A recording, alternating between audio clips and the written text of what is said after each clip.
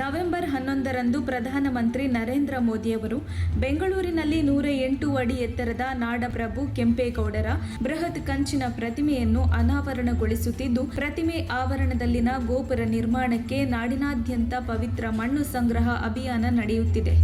ನಾಡಪ್ರಭು ಕೆಂಪೇಗೌಡ ರಥ ಇಂದು ಚಿತ್ರದುರ್ಗ ಜಿಲ್ಲೆಯ ಹಿರಿಯೂರು ತಾಲೂಕಿನ ಜವನಗೊಂಡನಹಳ್ಳಿಗೆ ಆಗಮಿಸಿದ್ದು, ತಾಲೂಕಿನ ಆಡಳಿತದಿಂದ ಅದ್ದೂರಿಯಾಗಿ ಸ್ವಾಗತಿಸಲಾಯಿತು. ಈ ಅಭಿಯಾನವು ಜೆಜಿ ಹಳ್ಳಿಯಿಂದ ಮುಂದೆ ಸಾಗಿ ಕೆಆರ್ ಹಳ್ಳಿ, ಆದಿವಾಲ, ರಂಗನಾಥಪುರ, ಹೊಯ್ಸಳನಾಡು, ಬಬ್ಬೂರು, ಬೀರೇನಹಳ್ಳಿ ಸಾಗಿ ನಂತರ ಹಿರಿಯೂರು ನಗರದಲ್ಲಿ ಉಳಿದು ಮುಂದೆ ಸೋಮವಾರ ಬೆಳಗ್ಗೆ ಬಬ್ಬೂರು, ಮಸ್ಕಲ್, ಬ್ಯಾಡರಹಳ್ಳಿ, ಚಿಲ್ಲಹಳ್ಳಿ, ಹರಿಯಬ್ಬೆ ಮುಖಾಂತರ ಧರ್ಮಪುರದಲ್ಲಿ ಅಭಿಯಾನವನ್ನು ಮುಗಿಸಿ ಶಿರಾ ಮುಖಾಂತರ ತುಮಕೂರು ತಲುಪಲಿದೆ. ಈ ಸಂದರ್ಭದಲ್ಲಿ ವಿಧಾನ ಪರಿಷತ್ ಸದಸ್ಯ ನವೀನ್, ಶಾಸಕರ ಆಪ್ತ ಸಹಾಯಕ ನಿರಂಜನ್, ಬಿಬಿಎಂಪಿ ಉಪ ಆಯುಕ್ತ ರಾಜು, ಉಪ ವಿಭಾಗಾಧಿಕಾರಿ ಚಂದ್ರಯ್ಯ, ಜಿಲ್ಲಾ ಉಪ ಕಾರ್ಯದರ್ಶಿ ರಂಗಸ್ವಾಮಿ, ತಾಲೂಕು ದಂಡಾಧಿಕಾರಿಗಳು ಹಾಗೂ ತಹಶೀಲ್ದಾರ್ ಪ್ರಶಾಂತ್ ಕೆ ಪಾಟೀಲ, ಇಒ ಈಶ್ವರ್ ಪ್ರಸಾದ್, ಕೃಷಿಕ ಸಮಾಜದ ಅಧ್ಯಕ್ಷ HR ತಿಮ್ಮಯ್ಯ, ಗ್ರಾಮ ಪಂಚಾಯಿತಿ ಅಧ್ಯಕ್ಷೆ ಜಗದಾಂಬಿಕಾ, ಕರಿಯಾಲ ಗ್ರಾಮ ಪಂಚಾಯಿತಿ ಅಧ್ಯಕ್ಷ ಮಾರಪ್ಪ, ದಿಂಡವರ ಅಧ್ಯಕ್ಷೆ ಮಂಜುಳಾ, ಯಲ್ಲದಕೆರೆ ಅಧ್ಯಕ್ಷೆ ಸುವರ್ಣ ಬಾಲನ್ನ ಸೇರಿದಂತೆ